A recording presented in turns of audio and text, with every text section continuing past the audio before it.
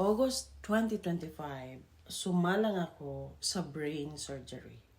At doon ko nakita kung gaano kabilis magbago ang lahat. Isang iglap, pwedeng mag-pause ang trabaho. Pwedeng tumigil ang income. Before that, I thought I was secured. I am a government employee with the City of Calgary. Permanent job at stable. Pero noong napahinto ako sa trabaho, doon ko na-realize, stability doesn't always mean security. At ang iisang source of income, minsan kulang pa. Buti na lang, back in 2021, nagdesisyon akong mag-start ng online business.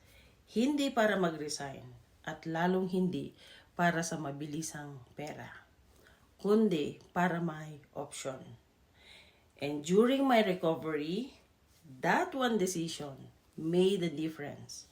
Nabawasan ang pressure at mas nakafocus ako sa healing. Hello mga kababayan, mabuhay. Naimbangal daw tayo apo, kadagiti padak nga Ilocano. I am Leilani from Ilocos Norte, Philippines. Former police officer for 10 years, now based in Alberta, Canada. Like many immigrants, nag-start ulit kami from zero. Kaya ngayon, mas intentional na ako.